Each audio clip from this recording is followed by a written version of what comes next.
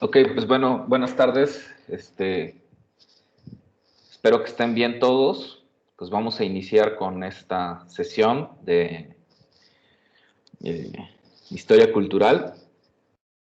Como les comentaba ayer, antes de darle la voz a quien le toca guiar la discusión y tratar de exponer algunos temas que están en la obra de Carlos Antonio Aguirre Rojas, pues quisiera que tratáramos brevemente eh, algunos puntos que están todavía ahí pendientes, sobre todo en el capítulo 2, que se llama Estructuración del Mundo Histórico, y el punto 1, Demarcación de las Ciencias del Espíritu.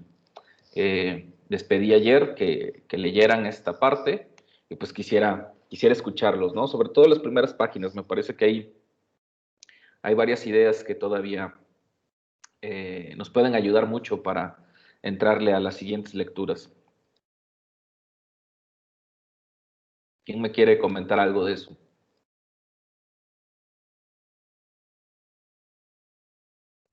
Yo. Adelante, Yari. Pues en las primeras páginas de la lectura nos está hablando el autor, pues precisamente como dice su título, cómo separar o identificar las diferencias entre las ciencias del espíritu y las ciencias, de la naturaleza. Y nos va diciendo que mediante más vayamos haciendo la lectura, más claras se van a volver las características. Y ahorita pues brevemente expongo alguna característica que identifiqué. Ajá. Y que creo que es el que más me llamó la atención, en el que se nos dice que las ciencias del espíritu, pues, ¿cómo decirlo? La naturaleza, mejor empiezo así, que la naturaleza fue necesaria, pues con ella el hombre pues pudo darse y pudo encontrarse, pero Ajá. también que el hombre fue necesario para que nosotros pudiésemos dar el concepto de naturaleza. Entonces, pues que las ciencias del espíritu y las ciencias de la naturaleza van muy de la mano, aunque parezca que son muy, pues, contradictorias entre sí. Sí. Sí, muy bien, muchas gracias, Yari. Nada más les recuerdo que siempre que traten de, o que respondan, pues de preferencia pongan su cámara, ¿no? Sí, lo Si siento. pueden, no te preocupes.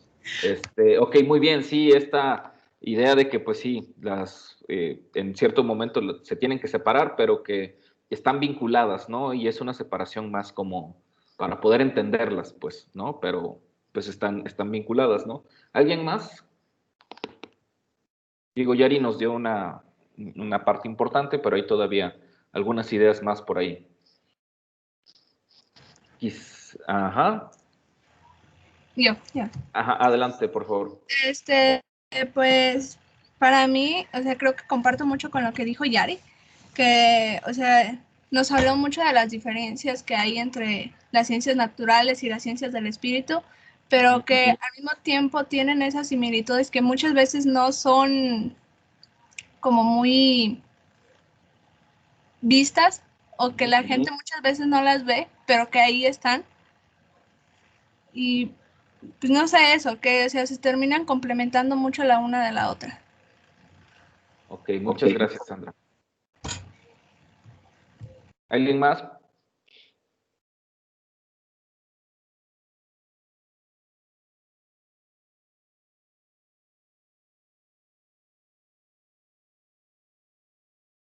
A ver, una pregunta. El autor dice que comparten una misma realidad. ¿Cuál es esa misma realidad?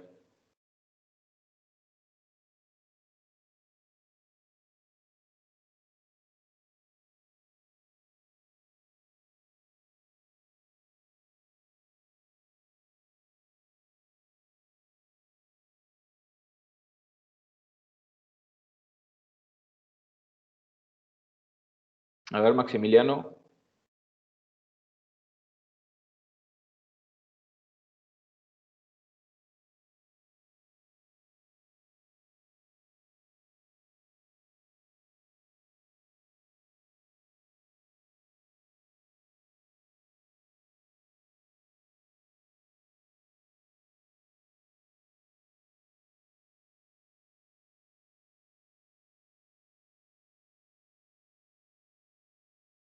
Maximiliano, te estamos esperando.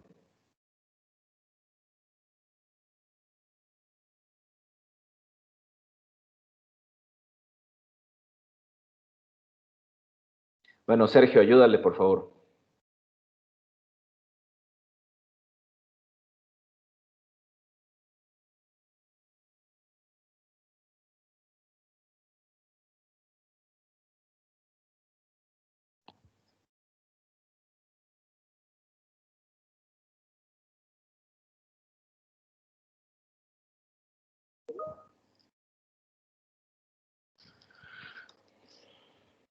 Dice, tengo ahorita problemas con conectarme. Ok. Abigail.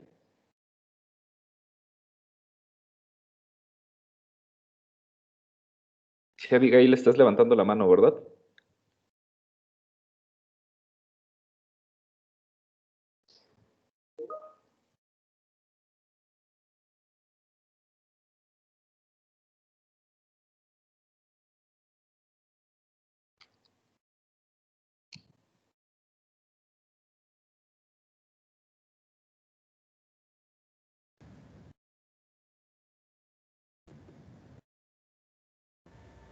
Creo, ¿me están escuchando?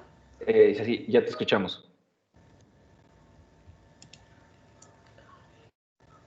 Pues casi es en la página 109, desde la 108, empieza a explicar una conexión entre ambas y que es que las dos, al igual que otras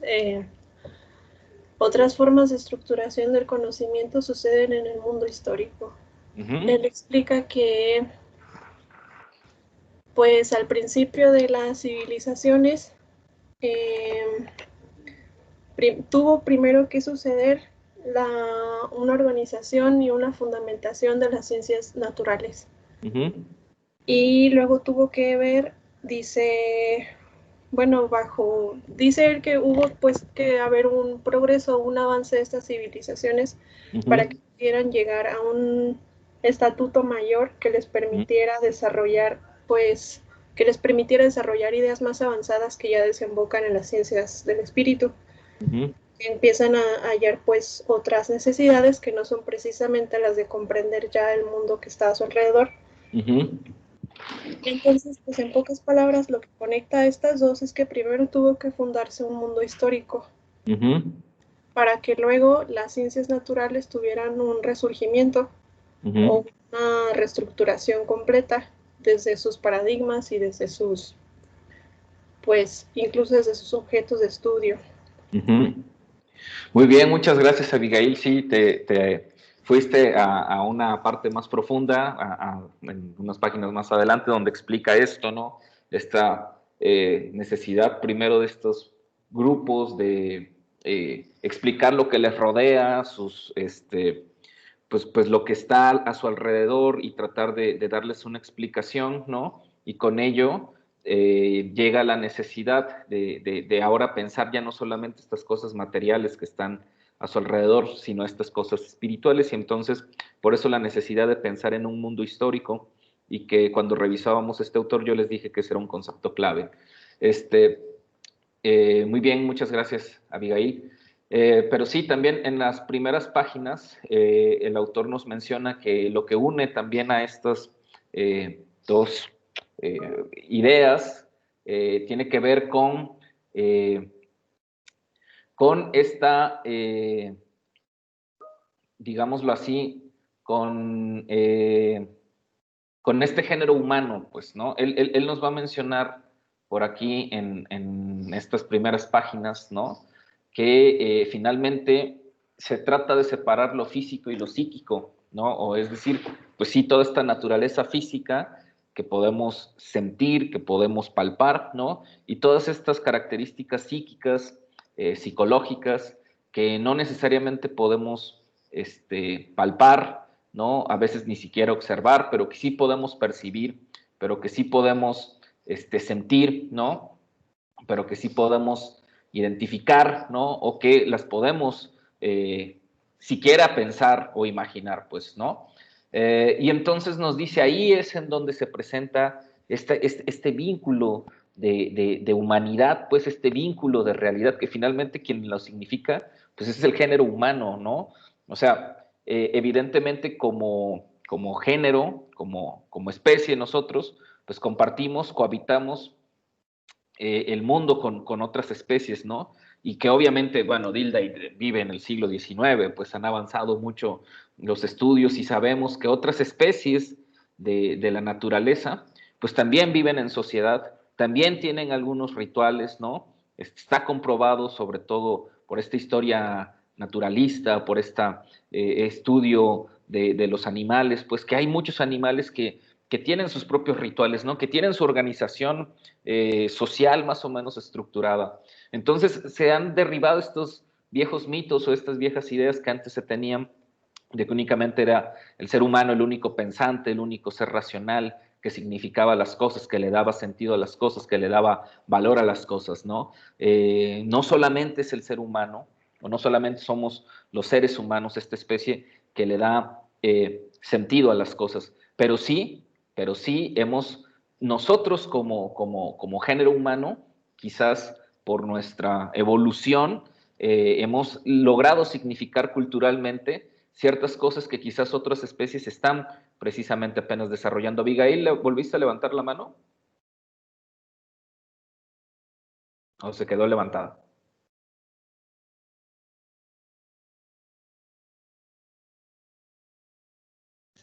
Se quedó levantada, perdón. Ah, ok, no te preocupes.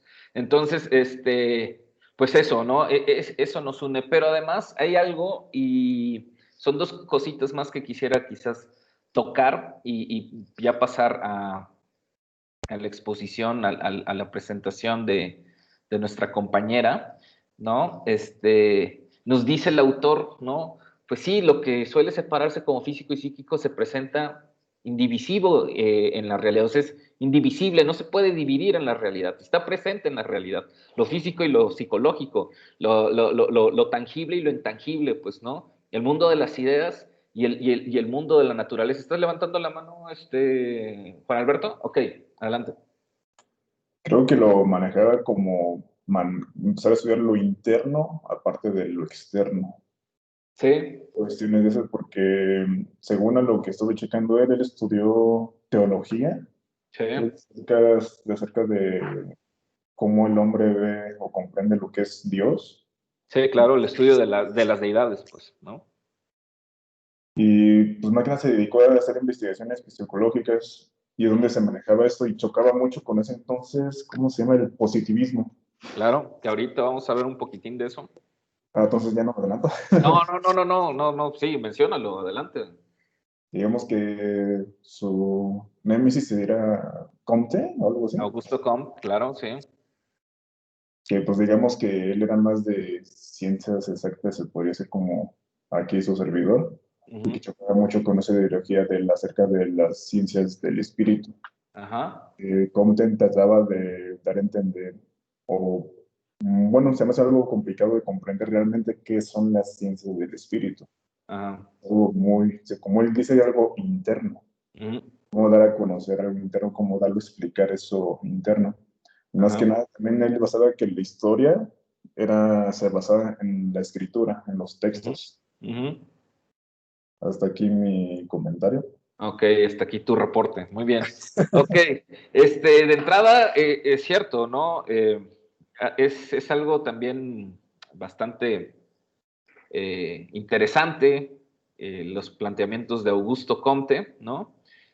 Algunos le llaman el padre de la sociología, otros pues en realidad le darán el título a Emile Durkheim, pero lo cierto es que Comte va a proponer algunas cosas interesantes, ¿no? Pero que chistosamente al final de sus días se acerca más a estos postulados más doctrinarios y más teológicos, ¿no? O sea, Comte, según él, pensaba que se podía lograr una serie de conocimientos que estudiaran al ser humano muy cercano a cómo se estudiaban en las ciencias exactas, ¿no? En las ciencias puras, ¿no? De hecho, por ahí nace una frasecilla que algunos neopositivistas han querido retomar, las dichosas ingenierías sociales, pues, ¿no? Vamos a hacer una ingeniería social, ¿no? Una idea descabellada, pues, ¿no? Por ahí, ¿no? Es cosas chistosas, pues, ¿no? Que se le ocurre a gente que no tiene nada que hacer en la vida, pues, ¿no? Más que estarse inventando este tipo de ideas, ¿no? Pero lo interesante de Comte es que, pues sí, en su momento plantea una serie de postulados que intenta darle un nivel de cientificidad a una serie de propuestas, de disciplinas que están naciendo, ¿no? Como en este caso es la sociología en su momento, ¿no? Y él está muy influenciado por un pensador, Antoine Fournier, que él era el que proponía esta idea de la ingeniería social y de que había que pensar a la humanidad, porque recordemos, estamos en el siglo XIX, es la época de una etapa de industrialización, el primer boom de la industrialización, ¿no? Es el nacimiento o es el desarrollo de una serie de tecnologías que efectivamente sí van a cambiar mucho, ¿no? Cómo vivíamos y cómo pensábamos el mundo, pues, ¿no? El nacimiento de la máquina de vapor, la electricidad, ¿no? O sea, para nosotros hoy en día, urbanos o medio urbanos o rurales urbanos, pues, o sea, pensar vivir sin electricidad es casi imposible, pues, ¿no? A pesar de que hay todavía lugares y comunidades en donde sí se carece de esta tecnología, pero hoy en día una persona más o menos promedio mexicano, pues, es increíble, ¿no? Que pueda vivir sin electricidad, ¿no? Y sin embargo, hace ciento y tantos años esto pues apenas estaba dando, y de repente todas estas ideas, sobre todo ya llevadas más a un terreno ideológico que no académico o científico, pues llevaron a proponer una serie de ideas un poco descabelladas, pues, ¿no? Como esto de que la historia de la humanidad tenía que ser un progreso constante y que el orden y el progreso, así como eran los estudios tan rigurosos, académicos, pues tenían que llevarse así, ¿no? Porque la historia de la humanidad era ordenada y todas estas ondas. Cuando nos hemos dado cuenta que no necesariamente, ¿no? Que los grupos humanos son conflictivos, que los grupos humanos son contradictorios, que el ser humano es un animal bastante,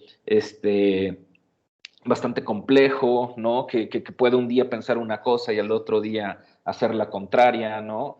Que podemos nosotros acordar algo y al final del día estarnos peleando por lo mismo. Es decir, el ser humano no es un ser voluble, pues, ¿no? No es un ser que podamos, no es un individuo, no es un animal, pues, que pueda reaccionar simplemente a una serie de impulsos muy básicos, aunque mucha de la psicología y de la neuropsicología sobre todo hoy en día, sí nos ha mostrado que sí, hay ciertas cosas que sí reaccionan así, que sí son, que digamos que sí las podemos entender así. Por eso me parece que la propuesta de Dildite, que él sí contempla la unión de estas dos cosas, ¿no?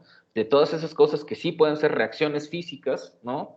Nos dan un golpe, pues nos duele, nos cae agua hirviendo, pues nos quemamos, claro, ¿no? O sea, pues somos un mecanismo orgánico vivo y reaccionamos, ¿no? Hace frío, pues tratamos de buscar cubrirnos, pues, ¿no?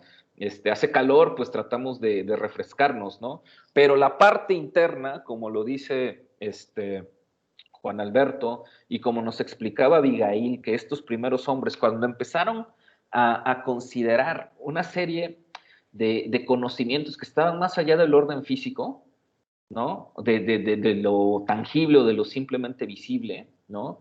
Es decir, ¿por qué pensaban lo que pensaban? ¿Por qué significaban lo que significaban? ¿Por qué sentían lo que sentían? ¿No?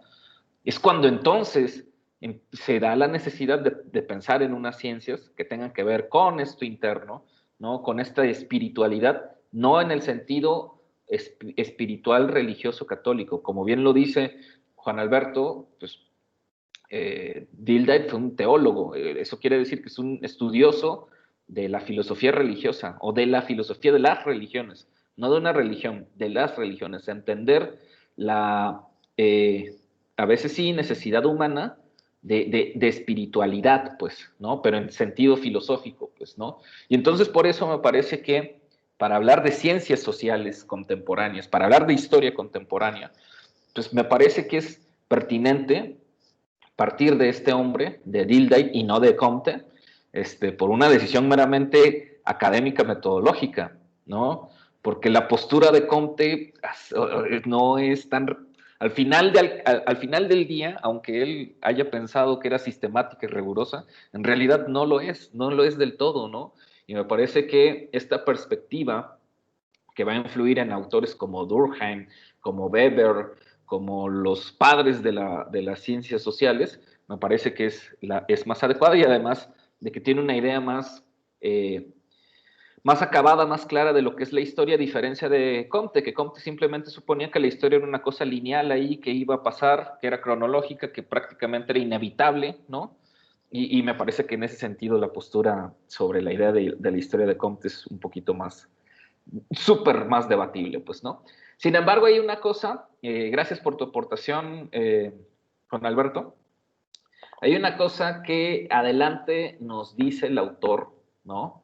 Nos dice, contiene la conexión viva de ambos, ¿no? De lo físico y de lo psíquico. Somos también naturaleza y la naturaleza opera en nosotros, inconscientemente, en impulsos oscuros. Estados de conciencia se expresan constantemente en gestos, en ademanes, en palabras, y tienen su objetividad en instituciones, estados, iglesias, institutos científicos. Precisamente dentro de estas conexiones se mueve la historia. Entonces, sí, bueno, para mí, en lo personal, me parece que es una de las definiciones, y ojo, estamos hablando de un autor del siglo XIX, más pertinentes para entender, pues sí, el porqué de la historia, el por qué estudiar historia, el por qué todavía es necesario estudiar historia, el por qué en el siglo XXI y con la tecnología que tenemos y los avances que tenemos y toda esta gama de posibilidades de estudios históricos, por qué todavía sigue siendo pertinente esta propuesta, esta idea de un filósofo del siglo XIX, pues, ¿no? Y no de un historiador, un filósofo del siglo XIX, nos dice, es la conexión de ambas, ¿no?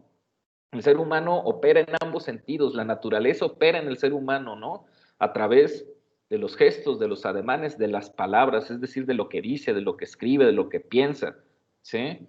Y tienen su objetividad, es decir, se vuelven objetivos en instituciones, ¿sí? Como las universidades, como las escuelas, que crean libros, que crean artículos, que crean ponencias, que crean publicaciones, como los estados, ¿no? Como los países, como las naciones, que impulsan sus ideas de historia, ¿no? Sus libros de texto de historia y que nos recetan cuál es la historia que debemos nosotros de considerar, pues, ¿no? La acabamos de pasar en días pasados, ¿no? Valga la redundancia, las iglesias también construyen su historia y ahí tienen su hojita parroquial o publican sus libros o el texto bestseller del cual ya hemos hablado, o los institutos científicos, ¿no? Estos centros de investigación, el CONACYT, el Instituto Mora, el Colegio de Michoacán, etcétera, que generan contenidos históricos, generan escritos históricos, ¿no? Y nos dice el autor precisamente en esas conexiones, entre esas conexiones de los gestos, los ademanes, las palabras, y la objetivación de estos por medio de estas instituciones, ahí, en esa conexión, se mueve la historia, ¿sí? Ya después, pues bueno, nos va a hablar de algunas cosas más interesantes, ya un poco más filosóficas, ¿no? Pero me parece que si no hubiera algún otro comentario al respecto de esta parte del texto, me gustaría, pues igual que ustedes, pues lo revisen, lo tienen el texto, le puedan echar un ojito por ahí, porque igual yo de repente estaré sacando algunas ideas de este texto que están todavía presentes en Carlos Antonio Aguirre Rojas, pero para no quitarle más tiempo a nuestra compañera Sandra, pues iniciar con el capítulo que nos corresponde el día de hoy. ¿Están de acuerdo?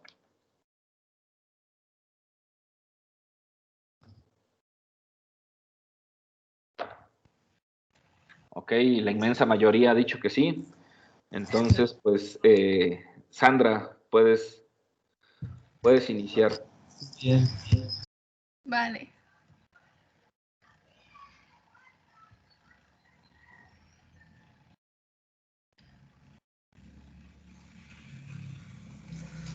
¿Sí se ve la presentación? Apenas como que se está iniciando Sí, ya se ve. Bueno, pues a mí me tocó exponer el capítulo 2 del libro del Antimanual del Mal Historiador, que se llama Los 7 y más pecados capitales del mal historiador. Pues para empezar, como vimos la clase pasada, el autor Carlos Antonio Aguirre Rojas es un doctor que, obtuvo su doctorado en economía en la UNAM y hizo estudios de postdoctorado en historia en París. Pues ya hay como están las investigaciones que hizo en lo que se enfocó principalmente, pues se enfocó en la historia de la historiografía y en la teoría de la historia del largo siglo XX. Pues también es miembro actual del Sistema Nacional de Investigadores. Se vinculó desde 1977 al Instituto de Investigaciones Sociales y actualmente es un investigador en ese instituto, y en el 2013 pues ganó un premio Universidad Nacional en el área de investigaciones de ciencias sociales. Dos de sus libros como más reconocidos o así son el libro del Antimanual del Mal Historiador y el libro de los movimientos sistémicos y cuestión indígena en América Latina. Pues de manera ya general, el libro, como hablamos la clase pasada, que pues no estuvo la que iba a exponer, pues habló un poco de lo que era un manual, que un manual era esta guía que tienen ciertas personas para poder hacer algo, ya sea en su vida o algo en específico. Y pues en esto nos trata de hablar como lo contrario a un antimanual. De manera general, estos son los 7 pecados en los que se centra el autor, diciéndonos que son los pecados que comete un mal historiador. En el primero habla de lo que había dicho Alberto, del positivismo, y de manera general, como nos dice el autor, la historia positivista es aquella historia justamente enamorada de los grandes hechos políticos y de las acciones resonantes y espectaculares de los estados. Pues en esta creo que a todos nos ha pasado desde que estábamos en primaria, que nuestra historia, la historia que nos enseñaban nuestros maestros, que la mayoría de ellos ninguno era historiador, se basaba simplemente en mostrarnos a los grandes políticos que habían pasado en el pasado, o hablarnos de las grandes batallas como la batalla de la independencia, la de la revolución y estas cosas. También ahí el autor nos dice que este libro, el de la introducción a los estudios históricos de Langois y Segnovos, podría ser considerado como la Biblia de los malos historiadores. Su manual. Y Segnovos. Ellos. Dice que podrían ser consideradas como la Biblia de estos malos historiadores positivistas. No sé si alguno quiera opinar algo sobre este pecado en concreto. Yo que es muy malo ser positivista.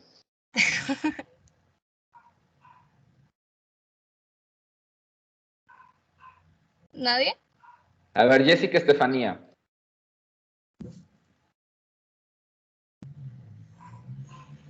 ¿Qué pasó? ¿Qué opinas de esta parte? Pues concuerdo contigo, no es imposibilista ni llegar como a los... Ay, voy a poner la cámara, perdón.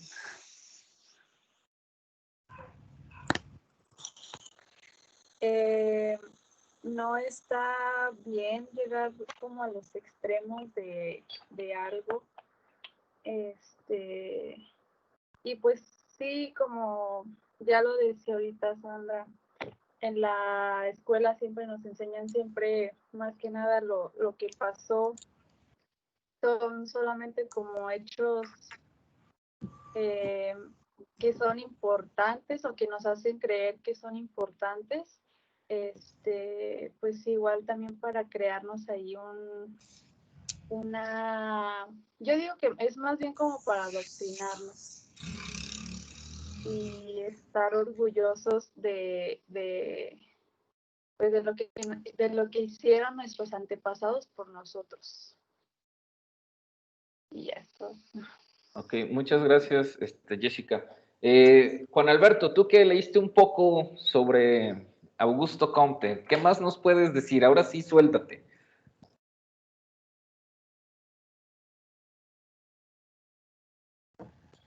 Déjate, digo que está fallando el internet. No te creas, broma. Oye, que pues, ¿qué positivismo es este? Igual la pregunta es para todos, ¿no? Porque casi estoy seguro que todos han escuchado hablar de Comte y de repente, sobre todo ahora que ya están más involucrados en el mundo académico universitario, luego se hablan estos memes, ¿no? De que la gente que se cree muy positivista, ¿no? Y que más bien es positiva, ¿no? Y que relacionan estas pseudo conocimientos o pseudo filosofías de ser buena onda y ser positivo y pensar positivamente y pensar que el universo va a conspirar a nosotros y si pensamos bien, nos va a ir bien en la vida, lo relacionan con el positivismo, pues sí, el positivismo como escuela filosófica podrá tener todas sus críticas, pero por supuesto que no plantea esas barrabasadas, pues, ¿no? Entonces, a ver, ¿qué nos puedes decir? Se puede decir que es como el padre del positivismo, ya que él, bueno, el positivismo se negaba a lo que es admitir otra realidad que no sean los hechos. Y cuando se basa en lo que es en la realidad, son los hechos relacionados entre los mismos hechos. No sé si me dé a entender o no. En cuestión de que con esto rechaza lo que es todo el conocimiento metafísico. Sí, sabemos todos lo que es metafísico. ¿Tampoco? En términos filosóficos, todo lo que está más allá de la física. No metafísica de cuestiones estas de hablar con los mediums y de hablar con los muertos y esas. Y también, esa es otra de las disciplinas que se han banalizado tanto y de repente se ofrecen cursos de metafísica y flores de Bach y flores de Venus y flores de no sé qué cosas y que se pueden conectar con los espíritus chocarreros y no, eso no es la metafísica. La metafísica es una disciplina filosófica que estudia todo lo que está más allá de lo físico. ¿Y qué es todo lo que está más allá de lo físico, José Alberto? Pensamiento. Las ideas. O sea, no podemos plasmar físicamente una idea, podemos tratarla a dar a entender, pero nuestra idea que tenemos es propia, no la podemos compartir de la misma forma con las personas. No sé si... Si leyeron el texto de Wilhelm Dilthey, por eso adelante dice, hacemos representaciones de la realidad, ¿no?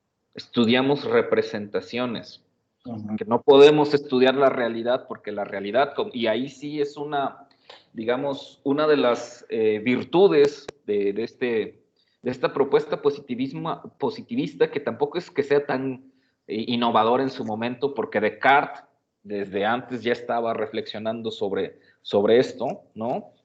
Que existe, que el mundo físico, pues, ¿no? Que el mundo tangible, que el mundo de la realidad es eso, ¿no? Son hechos concretos. En el mundo de la realidad, de lo tangible, existen hechos concretos y que difícilmente se pueden estudiar hechos que no existen, ideas, ¿no? Que no existen, que la parte es psicológica, las emociones difícilmente se pueden estudiar porque no hay hechos concretos, ¿no? Esa sería como una de las primeras virtudes del positivismo o de ese positivismo de tipo kantiano, porque será Emil Durkheim, por eso Durkheim va a llevar un poquito más adelante la apuesta, dice, no, las ideas las podemos estudiar, los sentidos los podemos estudiar, ¿no? El pensamiento los podemos estudiar, pero lo tenemos que volver cosas, lo tenemos que volver objetos, tienen que nacer, pues, ¿no? Tienen que identificarlos en algo concreto. Con lo cual, Comte estaba totalmente en desacuerdo. Él decía que no, que había que estudiar las cosas concretas nada más, lo que existía tal cual, lo que había existido, y por lo tanto no se metía en camisa de 11 varas estudiando intenciones, estudiando pensamientos, estudiando ideas que pudieran estar detrás de los discursos. Por ejemplo, en este caso, ¿no? Yo estoy emitiendo un discurso, ¿sí? Pero quizás estoy pensando 1000 cosas en mi cabeza, pues, ¿no?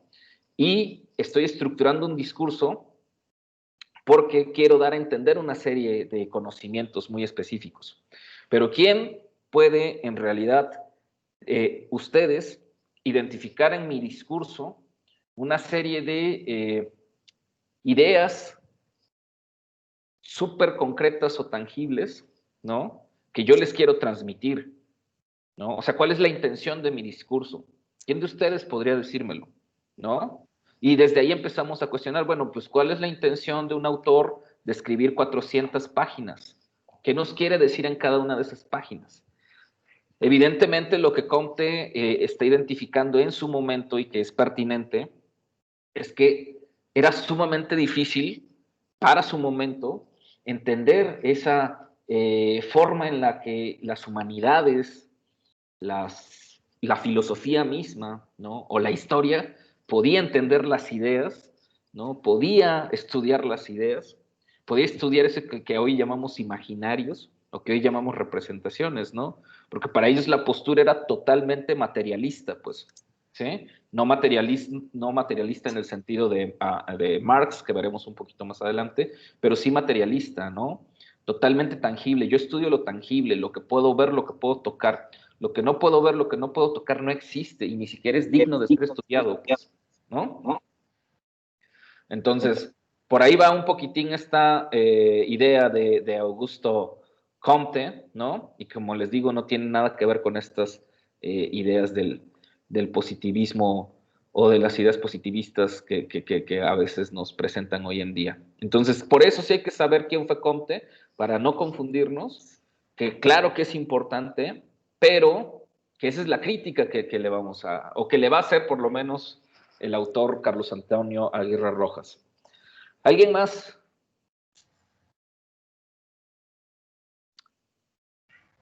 Si no, vamos a darle al siguiente punto, Sandra. Ok. En el siguiente nos habla sobre el anacronismo en la historia. Si tomamos el significado de anacronismo, que es lo que se refiere a algo que no corresponde o parece no corresponder a la época que se refiere, en este pecado nos habla sobre que muchas veces, de manera consciente o inconsciente, los historiadores nos dan como esas ideas de que personajes de hace 100, miles de años tienen como el mismo pensamiento, tienen una forma muy parecida de actuar a la de nosotros. O sea, creo que a mí y a varias personas nos ha pasado que al leer biografías, yo qué sé, de Miguel Hidalgo o cualquiera de estos héroes, no podemos, o sea, sabemos que son de otra época porque ahí lo dice la fecha, pero si le quitan la fecha probablemente podemos decir, es una persona que podría estar aquí al lado de mí, podría pensar lo mismo que yo, pero también luego te pones a pensar, mi abuela no tiene tantos años como tiene, yo qué sé, Miguel Hidalgo, y tenemos pensamientos muy diferentes. ¿Cómo puede ser que Miguel Hidalgo me lo den a entender de que es una persona que actuaba o tenía una forma de pensar muy parecida a la mía? Ok. ¿Alguien más quiere comentar sobre este punto? ¿Qué tal? Elia, si puedes comentar algo en el chat. Y pues bueno, de los que están, José Alberto.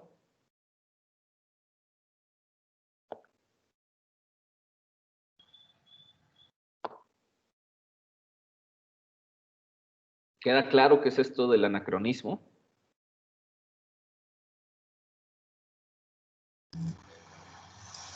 Sí, sí queda claro. Bueno, yo estoy un poco en contra de este punto. Ajá, adelante. Siempre he pensado que si no hay, pues, ¿cómo decirlo? O sea, si no hay alguien que piensa diferente en cierto punto a la historia, pues hoy en día seguiríamos igual que como hace miles de años. O sea, ahí tuvo que haber alguna persona o algún grupo de personas que están inconformes con la sociedad y se levantan a protestar, tienen una forma distinta de pensar, o a lo que se le llama también adelantado a su época.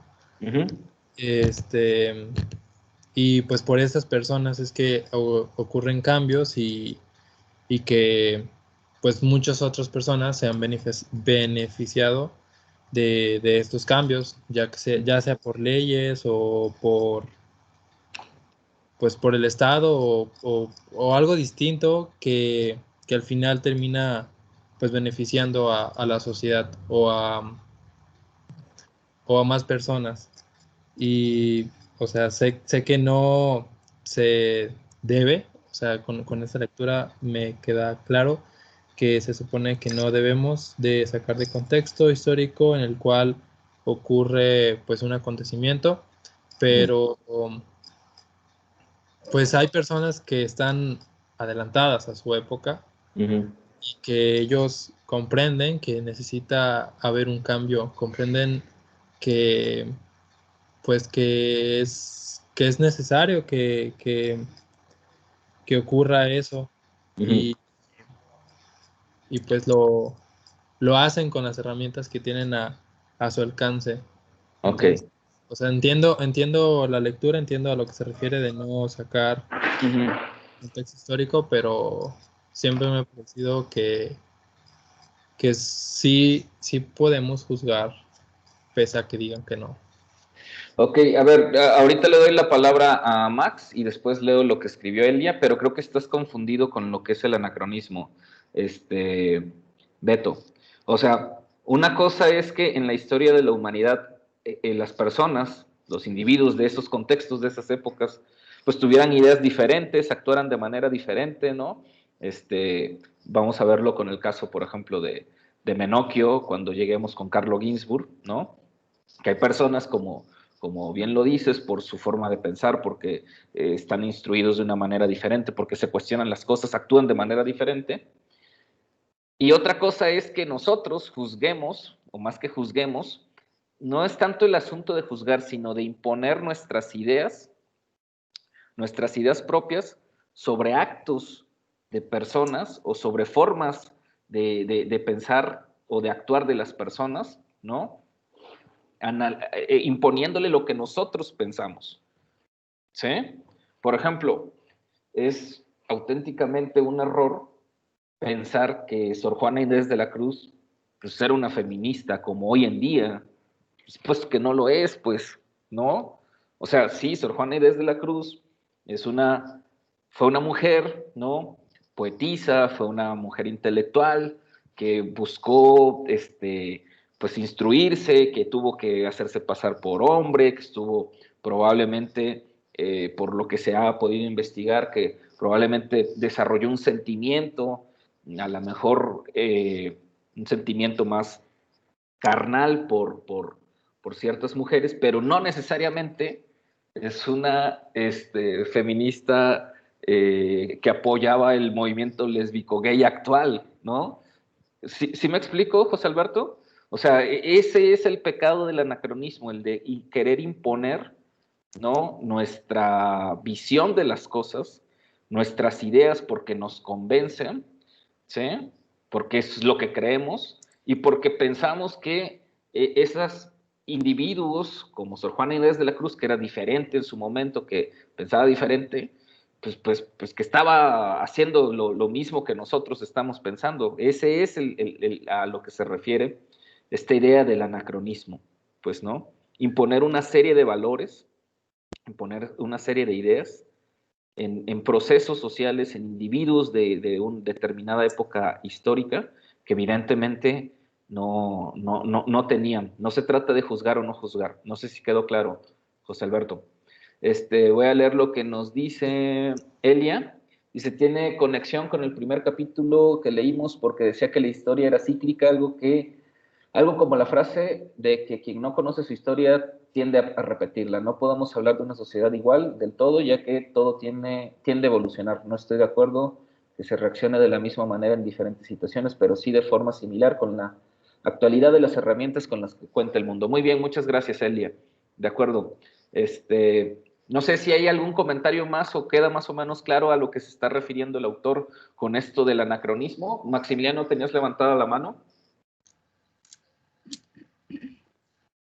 Sí, solamente que no sé si se escucha bien, porque sí, yo lo escucho un poquito trabado. Sí, sí se escucha, sí se escucha.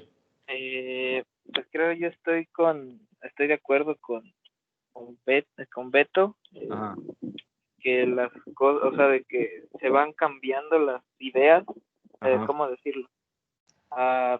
Sí, hablamos como de las mismas, de los mismos temas, feminismo, bla, bla, bla, bla, bla, pero se van viendo como diferentes miradas. No sé, siento que podría ser como un ejemplo, como lo que hace rato estábamos viendo en la clase de geopolítica, de cómo el Estado ha evolucionado, y al principio el Estado era,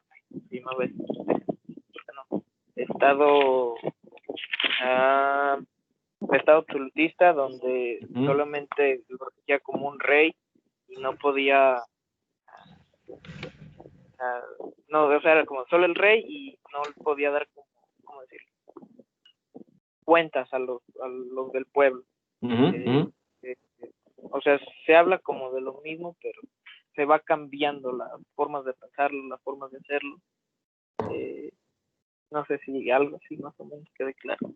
Sí, claro, eso es, creo que he tratado de explicar lo que eso es inherente a la historia. Ahorita te doy la palabra, Yaritza, pero el anacronismo, la idea de anacrónico, digamos, si ustedes hasta lo buscan en Wikipedia, el ejemplo más claro es pensar que el hombre convivió con los dinosaurios, que no, eso no existió, pues, eso no fue posible, fueron de épocas diferentes, distintas.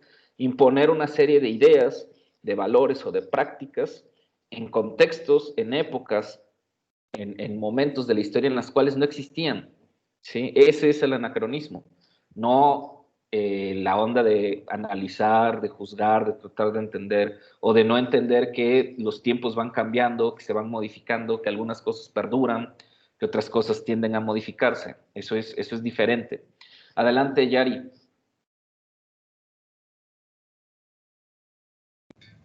Quería agregar un comentario que creo que es una parte muy importante del segundo pecado, donde nos menciona pues que el anacronismo trae consigo una consecuencia muy grave, que pues es el de que pues la tarea primordial de la historia pues es mostrarnos justamente lo que nos estabas diciendo, que es mostrar en qué ha consistido pues ese cambio histórico y cómo se han ido cambiando las perspectivas históricas. Y pues es la tarea ir mostrando no tanto fechas o cifras, sino que ir viendo cómo ha evolucionado la historia del hombre a través del tiempo y qué direcciones hemos tomado y qué direcciones hemos dejado atrás.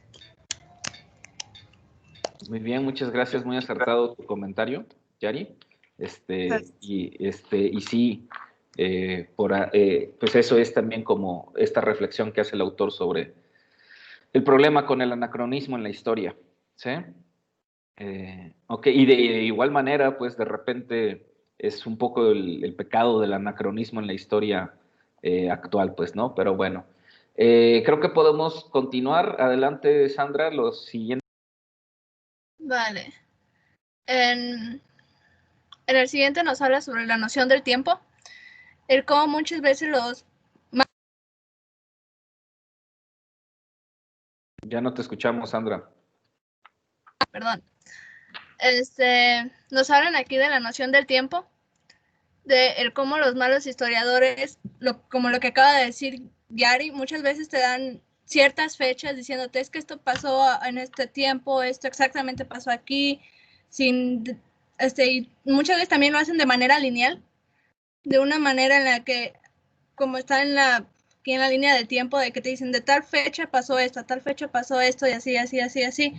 Cuando muchas veces no se dan cuenta, creo que el mismo autor lo dijo en el siguiente pecado, que la historia sería más como un árbol con muchas ramas, que se va hacia diferentes líneas y que no tienen tanto, puede ver que sí hay una fecha, pero muchas veces esas fechas pueden cambiar o pueden variar y no necesariamente tienen que ser igual para todas o para todas las, yo qué sé, si nos vamos por país, no para todos los países puede haber sido la misma historia en las mismas fechas.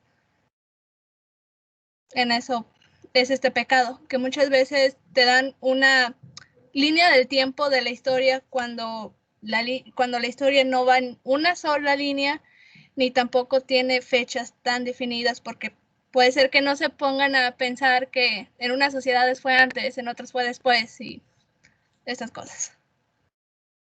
Muy bien, muchas gracias. A ver, ¿quién anda por aquí despierto todavía? Saúl. Mándeme. ¿Cómo estás, Saúl? Bien, güey. ¿Bien, güey? No, bien, güey. Ah, ok. Yo pensé que estabas bien, güey. No, pues. Pues. Sobre lo de esta diapositiva. Ajá, a ver. Que de las fechas y esas cosas. Es lo que dice Sandra, tiene razón. Te volviste a... No se escucha. Ahora sí. Ya. Ajá, sí. Sí. Me quedé ¿en qué? Eso de En lo que fechas. decía de las fechas, ¿verdad? Ajá. Bueno, pues que tenemos entendido que ciertas cosas sabemos que pasaron en tales fechas porque están documentadas. Ajá, muy bien. Uh-huh. Sabemos que la revolución, un ejemplo, es de 1920, 10. 10, ajá, sí, 10. Porque está documentado. Uh-huh. Porque hay documentos que dicen aquí, 1910, tales cosas. Ajá. Y lo otro que quería agregar era sobre lo de acronismo. Ajá, ajá. Que pues para mí eso es como un dato irreal. Ajá. Un dato falso. Es como mezclar dos historias. Uh-huh. Nomás para rellenar algo. Ajá. Esa sería mi opinión sobre los acronismos, ¿sí, verdad? Sí. Y Okay. pues bueno, Max, tú estás levantando la mano. Sí, ahorita le damos la palabra a Maximiliano, pero antes quiero hacerte una pregunta muy puntual, Saúl. ¿Cuándo naciste, güey? Yo, 16 de diciembre. Ok, 16 de diciembre ¿de qué año? 2000. Ok, 16 de diciembre del año 2000, ese día naciste. ¿Sí? Sí. ¿Cuándo empezaste a vivir, güey?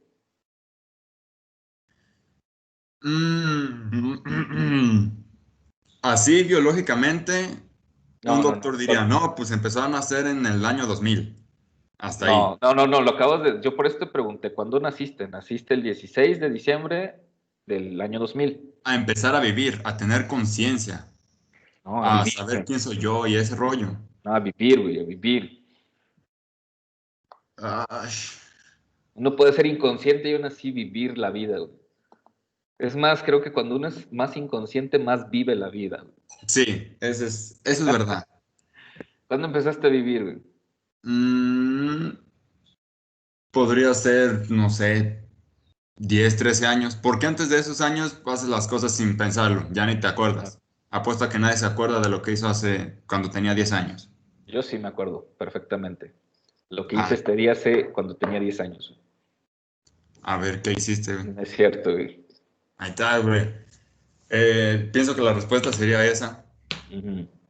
Porque nadie bueno, sí me acuerdo qué es lo que hice hace 10 años, pero no precisamente. Pues sí, tenemos recuerdos vagos de lo que hicimos, pero no tan específicos, tan claros. Muy bien, gracias, Saúl.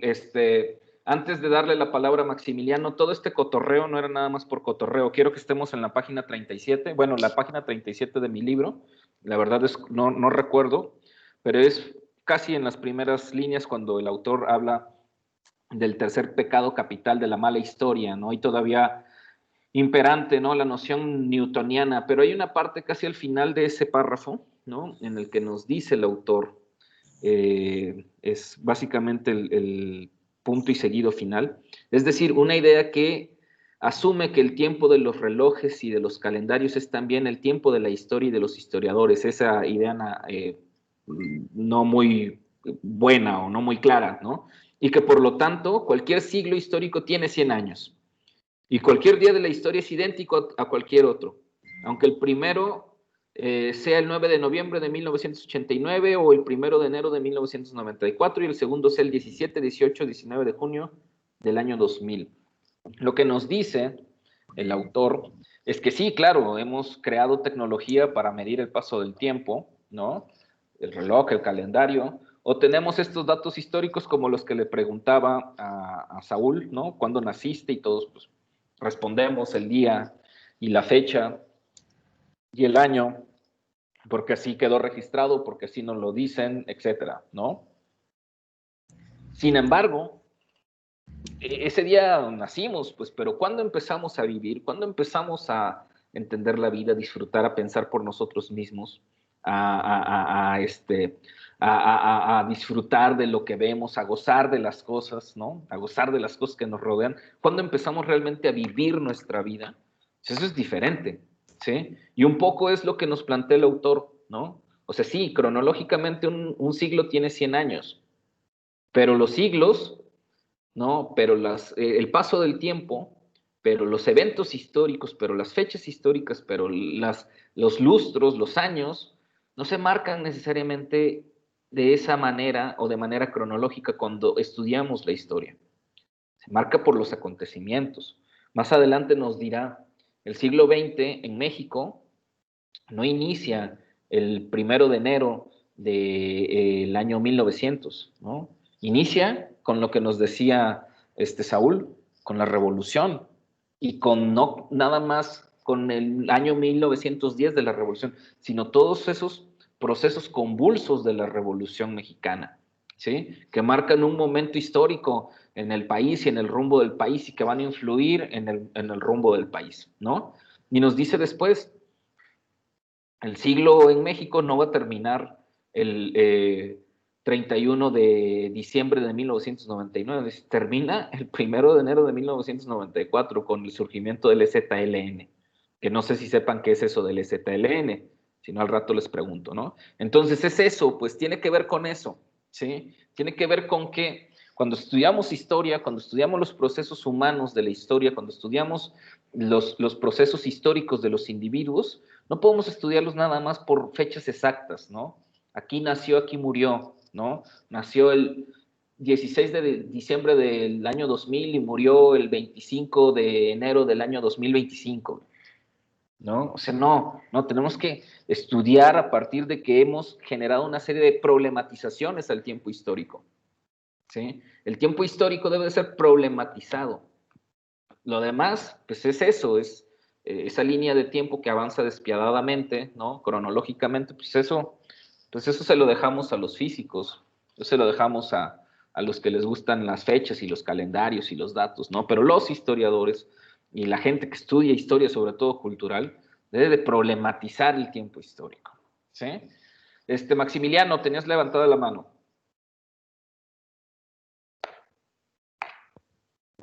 Yo tengo como una pregunta. Ok, ya entendí lo que es el anacronismo, pero ¿cómo decir la pregunta? ¿Habrá como personas que jueguen con esas fechas? O sea, como con esos acontecimientos, o sea, que jueguen para, ¿cómo decirlo? Para dar erróneas los sucesos, no sé cómo expresarme bien. O sea, que se dé esa cuestión del anacronismo en las disciplinas históricas. Creo que sí, o sea, como... Sí, de hecho por eso lo identifica como un pecado, porque él, Carlos Antonio, pues no nada más él, sino muchos historiadores han cometido pues este error, ¿no? De darle o de asumir o de integrarle a ciertos procesos históricos, a la forma en la que piensan los individuos, una serie de ideas que pues que no correspondían a ellos, pues, ¿no? Pero ya de una forma inconsciente. Inconsciente y a veces consciente. Por ahí ayer, creo que era Yari la que decía que una de las críticas que hacía el autor también a este uso o estos usos de la historia, creo que es más bien esta cuestión de los usos de la historia, es que ayudaba a legitimar las naciones, ¿no? Las ideologías, los países, sobre todo las ideas, pues, ¿no? La historia como, en el ámbito académico también, pero la historia como hechos, como estas narraciones, a veces es terreno de disputa política, pues, ¿no? Y se utiliza como instrumento de batalla, pues se utiliza como instrumento de guerra, pues, ¿no? Un claro ejemplo, y espero no ofender a nadie, pues, pero es como los movimientos contemporáneos, sobre todo los movimientos conservadores o ultraconservadores contemporáneos, utilizan imágenes religiosas sacándolas de contexto, ¿no? O sea, por supuesto que ahí hay una cuestión anacrónica. ¿Estamos? O se le imponen una serie de valores a figuras religiosas o a personajes religiosos que no tienen o que no tenían, ¿no? Entonces ahí es en donde está súper clarísimo, pues, este pecado del anacronismo, ¿no? Pues ejemplos hay muchísimos, pero no quisiera ofender a nadie, pues, ¿no? Pero sí, o sea, es muy común, es sumamente común que caigamos, ¿no? En eso. Ahora, eso dentro de la disciplina histórica, Maximiliano, a lo mejor si tú lo estás planteando de otra forma, de una cuestión narrativa, una novela histórica, una película, pues claro, puedes jugar con eso, ¿no? Es más, hasta se podría ser como hasta lúdico, interesante, ¿no? Como jugar con esta onda anacrónica, ¿no? De hecho, algunas películas han jugado con eso, las películas que juegan con estos grandes saltos temporales, pues han jugado con eso, pero dentro de la disciplina académica, como una disciplina académica, pues sí, digamos, es peligroso además tener o no darnos cuenta que estamos imponiendo lo que nosotros pensamos, queremos o sentimos sobre procesos históricos que pues probablemente no existieron. No sé, bueno, para ya pasar al siguiente punto, no sé si ustedes sean fans de Los Simpson. A mí me encantan Los Simpson, siempre he pensado, bueno, no siempre, pero al menos desde que estoy un poquito más inmerso en el mundo académico y por mi afición a esta caricatura, que tienen muy buenos ejemplos para la vida, pues, ¿no? Hay un episodio en donde Lisa Simpson descubre que Jeremías Springfield no es necesariamente el que piensan que es. No sé si lo han visto. Si lo han visto, levanten la mano. Si no, pues bueno, no hagan nada, pues no. Pero ese ejemplo lo voy a buscar, ¿sí? A ver si lo encuentro en YouTube. Hace tiempo lo había visto, pero ya no lo he encontrado. En el que, bueno, Lisa descubre, pues, que Jeremías decían que tenía lengua de plata, ¿no? Porque era un gran orador, un gran poeta, y resultó que no, pues que era una lengua de plata porque se le habían cortado, un sinfín de cosas, ¿no? Y de repente el cronista o el historiador de Springfield, él ya se había dado cuenta de esto, y a pesar de eso, decidió continuar con este mito, pues, ¿no? ¿Por qué? Porque estas ideas anacrónicas de que Jeremías Springfield era un buen hombre, no sé qué onda, fundador del pueblo, ¿no? Funcionaban para la sociedad, le daban sentido a la sociedad, ¿no? Ese es el problema del anacronismo, ese es el problema al que nos puede llevar, pues, ¿no? Que consideremos que estas ideas anacrónicas, que estos valores que les ponemos a estos seres patrios, por ahí se mencionaba, Sandra, el ejemplo de Miguel Hidalgo, ¿no? De estos seres patrios, pues, ¿no? Nos generan conflicto a la sociedad contemporánea. Por ejemplo, el caso de Hidalgo es genial, que lo puso Sandra, pero quizás no lo desarrolló, ¿no? O sea, Hidalgo, pues lo tenemos como, oh, sí, el padre de la patria, luchó por los indios, luchó por los desposeídos, era un héroe nacional, qué sé yo. No, ese es el pecado del anacronismo. Se impusieron esos valores, hasta esa imagen, ¿no? Por un grupo político, porque les interesaba resaltar esa figura política. Hidalgo, para empezar, ni siquiera es esa imagen, o sea, no está documentado, es más, está documentado que la imagen que tenemos de Hidalgo es de un modelo, ¿no? no de este hombre, pues. Y que Hidalgo, pues no fue precisamente como un cura buena onda, ¿no? Era un cabroncillo, pues que tenía a sus amantes, que le gustaba apostar, que le gustaba la vida alegre, pues, ¿no? Que le gustaba la noche, etcétera. Y eso está documentado, pues, ¿no? Y que además, pues no necesariamente quería la liberación del país, ¿no? Realmente él estaba bastante molesto porque con la nueva casa que estaba reinando en España, de los Borbones, ¿no? De origen francés, pues muchos de los privilegios a las castas privilegiadas, valga la redundancia, se les habían reducido, pues, ¿no? No sé si les suene eso por ahí a ciertos periodos contemporáneos, ¿no? Que no estamos haciendo anacronismo, nada más estamos diciendo que son fenómenos parecidos, pues, ¿no? Pero de repente, para la gente hoy en día, decirles que Hidalgo no es precisamente lo que todos o lo que nos han hecho creer, pues genera mucho conflicto, ¿no? O sea, genera un conflicto fuerte y serio, ¿no? Como que el padre de la patria, como que el cura Hidalgo, casto y puro, pues era un cabroncillo, pues, ¿no? Que tenía 2 o 3 amantes y que le gustaba la fiesta y que le gustaba el cotorreo, ¿no? O sea, se derrumban esos mitos, ¿no? Ese es el problema del anacronismo. ¿Estamos? El que ciertos historiadores, muchas veces de manera súper intencional, porque quieren imponer sus ideologías, porque quieren imponer sus ideas, nos construyan una serie de mitos históricos que no existieron, que no existen, que no fueron así, pues, ¿no? Abigail, no sé si estabas levantando la mano o era a mi pregunta que si habían visto este episodio de Los Simpson. Era la pregunta. Ah, ok, bien. Bueno, no sé si con eso más o menos respondo a tus inquietudes, Maximiliano. Sí, todo cool, porque ahorita se me viene como a la mente como de lo que está hablando, Ajá. de que Miguel Hidalgo no es ese como, o sea, es como un modelo y me recordó como como a la imagen de Cristo que tenemos, o sea, en sí no es él, o sea, como la figura en sí no es ella, pues, o sea, la fotografía, no sé cómo decirlo, o la imagen. Sí, la imagen que tenemos.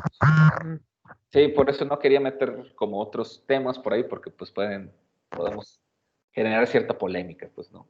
Sí, sí, sí. Muy bien. Sandra, yo creo que podemos continuar. Va. Pues un poco relacionado con el pasado está este pecado que es sobre la idea que se tiene del progreso de la historia. En eso nos dice que los malos historiadores nos han hecho como creer o nos han implementado ideas en las que nos dicen que nuestro presente es mejor que nuestro pasado y que nuestro futuro será mejor que nuestro presente y que así se van, digamos, fueron creando una escalera imaginaria sobre la historia, sobre de un progreso mejor, que siempre el futuro va a ser mejor que el pasado. Y creo que también fue en este pecado donde el autor nos dijo que también debemos dejar de ver la historia como esa escalera, sino que igual verla como un árbol de muchas ramas que se dispersa para muchos lados, que no necesariamente va hacia mejor, o que muchas veces de las cosas que suceden hoy en día no son mejores que las del pasado, o que tal vez algo que pasa en el futuro no sea mejor que en el presente. De eso nos habla este pecado. Muy bien, muchas gracias. ¿Alguien quiere opinar sobre este punto? No sé si Sergio ya pudo solucionar su problema con la conectividad.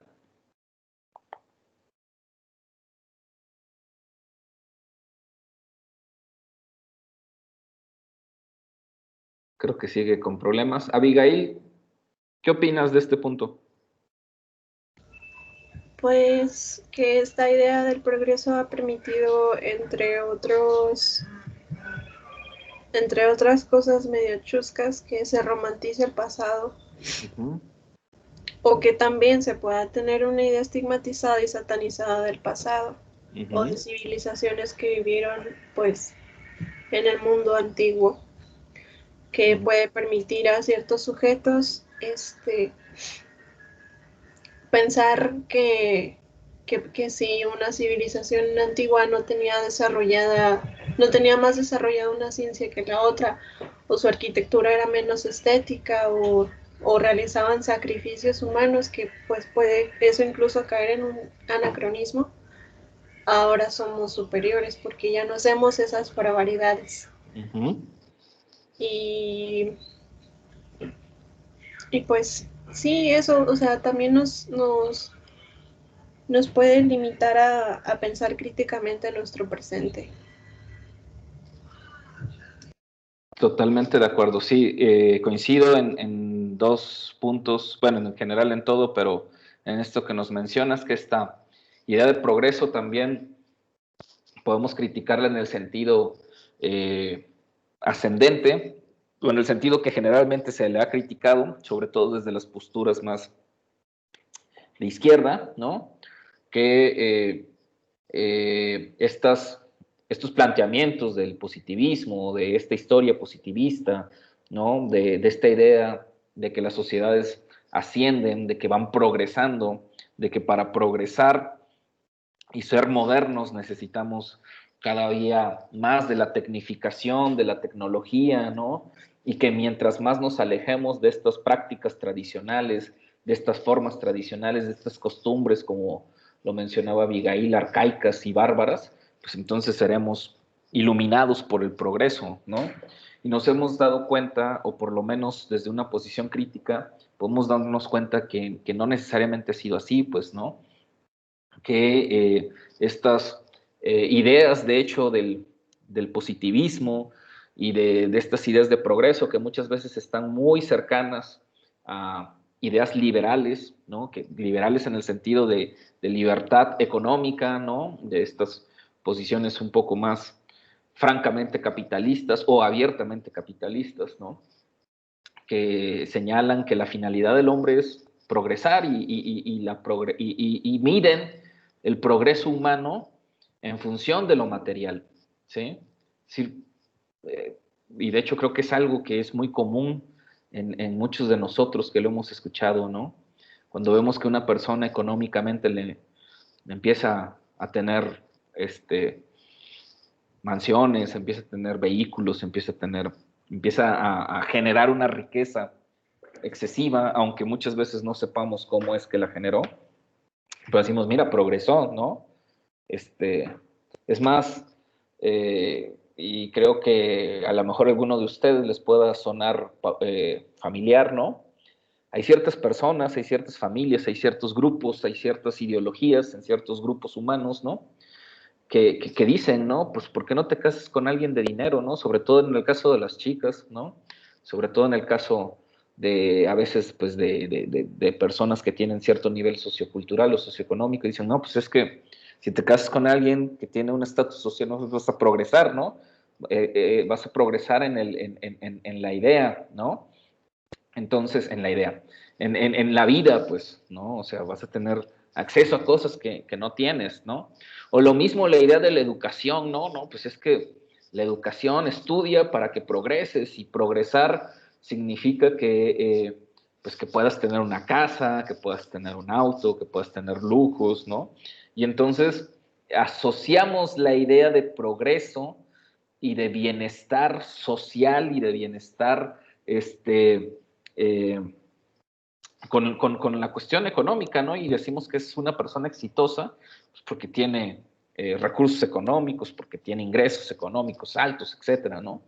Y de repente, y sobre todo esto es una cuestión crítica, ¿no? Pues nos damos cuenta que muchas veces estos grupos humanos o estas personas que logran escalar en esa, como lo decía Sandra, en esta escalera progresiva de la historia, pues no necesariamente son todos, ¿no? Sino son siempre los mismos, son una élite, no cambia, no varía tanto, ¿no? ¿Quiénes son los que progresan? ¿Quiénes son los que tienen acceso a esa modernidad? ¿Quiénes son los que tienen acceso a esa progresión, ¿no? Y entonces empieza a cuestionar ese tipo de ideas, sobre todo esa idea, como lo dice el autor, tan limitada de progreso, ¿no? Porque en este, más bien hablar de proceso, en este proceso humano, pues no todas las sociedades avanzan, se desarrollan ¿no? De la misma manera, pues, y sus finalidades como sociedad, pues no necesariamente están ancladas necesariamente a un orden económico, o no miden su desarrollo humano necesariamente con un orden económico, ¿no? O sí en un orden económico, pero no en el sentido liberal, en el sentido totalmente de Adam Smith, ¿no? Liberal, capitalista de su sociedad, pues, ¿no? Es decir, no se progresa mientras más ricos sean ciertas familias o ciertos grupos, ¿no? Se progresa quizás en otra forma de pensar mientras la comunidad, ¿no? El grupo humano, en conjunto, pues tiene acceso a esas riquezas, ¿no? O participa dentro de esas riquezas. Entonces, por eso se cuestiona esta idea de progreso, esta idea lineal de progreso, ¿no? Que además, pues hoy en día, pues o sea, pues muchos filósofos, muchos pensadores, historiadores, pues critican tanto, ¿no? Pero por el otro lado, también lo que dice Abigail es bastante interesante, es que a veces se romantiza, ¿no? El pasado, ¿no? Y asumimos que todo pasado fue mejor, ¿no? Que todas las cosas que se hicieron antes fueron mejores, pues, cosa con la que yo también estoy totalmente en desacuerdo. Es cierto que quizás hay ciertas prácticas, hay ciertas costumbres, hay ciertos hábitos que en un pasado no tan remoto, no tan lejano, pues pudieron, digamos, funcionar, ¿no? O eran adecuadas. Sin embargo, no podemos simplemente asumir que lo de antes era mejor, porque además nos corresponde vivir la época en la que vivimos, pues, ¿no? Y además, pues no necesariamente las cosas que se hacían antes eran mucho mejor, ¿no? O tendríamos que matizar ese tipo de cosas, ¿no? Probablemente ciertas tecnologías, ¿no? Por ejemplo, es muy común que se haga este ejemplo de los vehículos de antes, ¿no? Cómo estaban hechos con materiales más resistentes, como un vehículo de antes podía aguantar 15, 20 años y seguía funcionando, y como un vehículo de hoy en día, al cabo de los 3, 4 meses le das un pequeño golpecito con una bicicleta y ya se desbarata un vehículo, ¿no? Probablemente con cosas materiales podamos identificarlos, y probablemente con ciertas prácticas humanas, pero también nos damos cuenta que el desarrollo humano, el repensar ciertas cosas, el acumulamiento de conocimientos actuales, ¿no? Nos hace decir, a ver, existían una serie de prácticas humanas antes, ¿no? De costumbres humanas que no necesariamente es que estuvieran o fueran válidas, ¿no? Pero ahí es en donde nos dice el autor, pero tampoco podemos, como nos decía José Alberto, juzgar anacrónicamente a las personas, ¿sí? Es decir, que hoy entendamos que existen ciertos valores humanos que son necesario defenderlos hoy, ¿sí? Por cómo hemos evolucionado, ¿no? Pero eso no nos exime, o eso no nos obliga, o eso no nos lleva a que no entendamos que antes esos valores o ese valor que se le daba a ciertas ideas, pues no existía, no se pensaba de esa forma. ¿Estamos? Entonces, esta es como una de las disyuntivas como investigadores, o de los retos como investigadores que tenemos que reflexionar, ¿no? No caer en este pecado del anacronismo, en imponer estos valores que nosotros le damos a las cosas hoy en día, y otra, no pensar que esta idea de progreso ha funcionado para todos, y que para todos ha funcionado de la misma manera, y que además nos lleva a repensar que no toda época pasada fue mejor, y que no toda época presente, o que no toda época moderna es también sinónimo de mejoría, pues, ¿no? Que hay que matizar, que hay que, precisamente por eso, preguntarnos históricamente, ¿no? ¿Qué ha pasado en los diferentes grupos y cómo cada uno ha caminado, se ha desarrollado, se ha desenvuelto de manera diferente, pues, ¿no? Y como bien lo decía Abigail, pues no caer a esta idea de que como ciertos grupos humanos, ciertas élites o ciertas sociedades, ¿no? Han logrado un desarrollo, quiere decir que los demás sean bárbaros o sean inferiores, pues, ¿no? Una de las de los grandes pecados, bueno, no pecados, pero de los grandes problemas que hoy veo en día, ¿no? Es una serie de ideas que se están empezando como a difundir mucho, a divulgar mucho y que de repente pueden llegar a ser peligrosas, por eso les decía que son peligrosas, pues, ¿no? Y lo veo mucho en los memes contemporáneos, ¿no? Esta idea de si eres pobre no tengas hijos. O sea, ¿por qué, güey? ¿No? O sea, porque tú crees que tienes un estatus económico, político, estatus económico, social, cultural, solamente porque tú te crees que eres moderno y tienes estos conocimientos, esta apertura a ciertos conocimientos, puedes juzgar a los demás, ¿no? Y juzgarlos de esa forma, ¿no? Es que son pobres que no tengan hijos, ya estamos llenos en el mundo, ¿no? Ese tipo de planteamientos, en el fondo tienen estas ideas, aunque parezcan muy radicales y parezcan muy de izquierda y muy que defienden al mundo y a la naturaleza, no, ni madres, en el fondo tienen este tipo de ideologías que están ahí justificando la idea que yo ayer les decía, ¿no?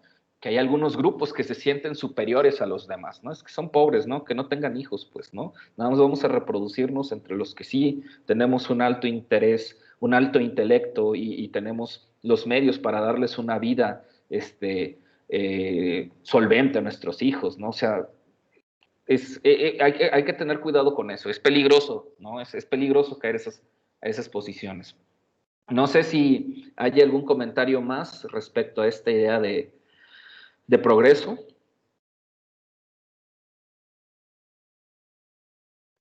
Perdón, había una opinión de Stephanie.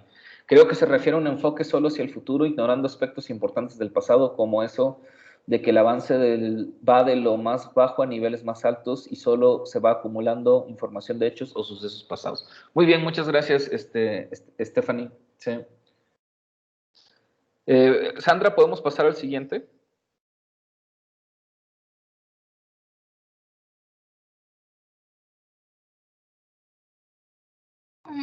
Pues como dice el nombre de acrítico, o sea, muchas veces los malos historiadores, estos maestros que nos han enseñado la historia, muchas veces simplemente llegan y nos dicen, va, la historia pasó así, así, así, y ya.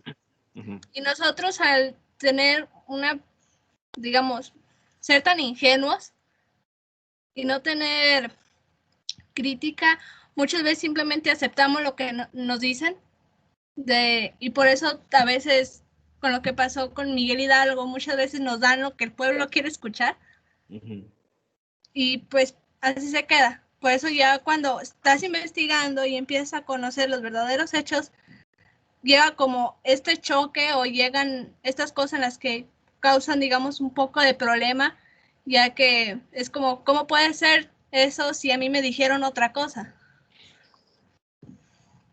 Ok, muy bien. ¿Alguien quiere opinar en este punto?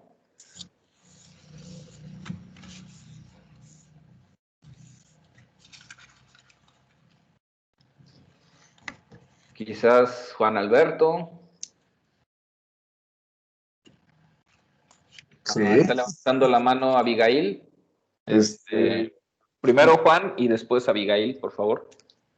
Concuerdo con Sandy en cuestiones de que ya están formando, digamos, la ideología de acerca de la historia. Ya la están, digamos...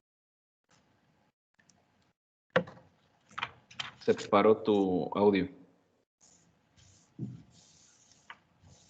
Creo que está fallando esta cosa. Sí, a todos cuando empiezan a hablar se les detiene el sonido. ¿En qué iba? ¿De qué estamos hablando? Sí, de Sandy. En cuestión de eso de que ya digamos que nos salimos formados de lo académico, desde lo que es nivel primaria en adelante, que hasta prepa, ya hasta que entramos a lo que es a nivel universidad, es cuando empezamos a cuestionar todo lo que se nos dijo. En cuestiones porque se nos da la opción por parte de los profesores que nos están formando, ya que anteriormente digamos que los profesores ya no están amoldeando la idea que nos están ellos como metiendo, de que saben que esto es de esta forma, así, así. Y sale el reforzamiento de esta idea en la siguiente generación, porque se vuelve a repetir. De seguro ya tienen que saber esto, a ver qué fecha tal, esto, y es como algo, ¿cómo se podría decir? No tanto comprender, sino como memorizar, y ya tener algo siempre establecido para cierta sociedad. Y es hasta cuando llegamos a nivel ya más superior, que la mayoría no llega, la verdad. Es cuando empieza, digamos, a ver la otra opinión en cuestiones de que tú tienes que saber si te dicen eso, ¿por qué? Comprobarlo, saber las fuentes. ¿No? Que salió. Ahí otra vez se fue el sonido. Ah, maldita aplicación. Creo que las humanidades no se llevan con la tecnología. Un poco, sí, un poco, nada más que hay una lucha ahí. ¿Algo más que quieras agregar, Juan Alberto? Siento que al igual, aunque ya tengamos, tú como historiador, todos entramos al sistema, digamos, del Estado, en cuestiones de que no vas a poder hacer, digamos, más. Un ejemplo, no digo que te vaya a pasar. Si te ponen a dar clases de historia a nivel primario o secundaria, tienes que dar la versión que ellos manejan, no puedes manejar, digamos, la que tú tienes de tu investigación, porque hay como parámetros o perfiles que tienes que manejar y tienes que hacer para, digamos, que estar dentro de su sociedad, entrar dentro de su engranaje. Hasta aquí sería mi punto de vista. Sí, muy interesante esto último que mencionas, esta cuestión sistémica, que vivimos dentro de un sistema. Yo les dejaría esta pregunta en general. ¿En realidad podemos vivir fuera del sistema? ¿O podemos cambiar ese sistema? ¿O podemos influir en ese sistema en el que yo estoy totalmente convencido, en el que finalmente vivimos dentro de él, ¿no? Pero en realidad podemos hacer algo para mejorar ese sistema. Lo dejo así como una pregunta más general, no necesariamente me la tienen que responder en este momento. Abigail, por favor.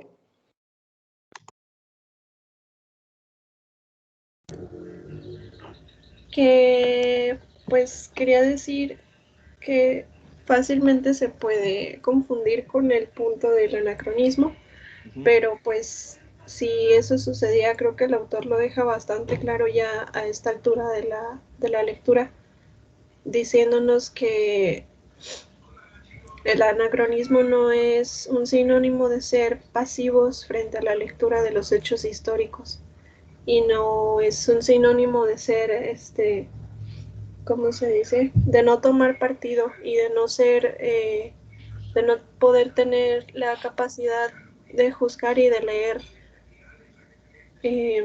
una moralidad más o menos universal en sucesos del pasado o en sucesos del presente. Que de hecho tener una actitud pasiva, tener una actitud acrítica de los procesos y de sucesos históricos, apela bastante a seguir legitimando o a seguir perpetuando una historia que puede estar bastante falseada. Sí. O que puede ser una historia de los dominantes, la historia dominante, ¿no? Y pues esto ya tiene que ver ya con unas corrientes históricas y de las ciencias sociales más actuales que dicen pues que el historiador y el científico social no tiene por qué solo sentarse a observar lo que pasa a su alrededor, sino que tiene un compromiso social con su presente y por lo tanto debería postularse como un activista social. Muy bien, muchas gracias. Muy pertinente estos comentarios, muy acertados también. Esa crítica, o bueno, pecado, ¿no? De no ser críticos, de asumir una postura crítica, que de hecho pues es todavía muy común en ciertos historiadores y también en ciertos pseudocientíficos sociales, ¿no? Que nos dicen o que asumen una postura en la cual ellos solamente son unos observadores del juego, ¿no? Como estos aficionados que pueden estar observando el partido, ¿no? Y señalando, analizándolo, pero no entendiéndose como parte de analizando el sistema, pero no entendiéndose como parte de, ¿no?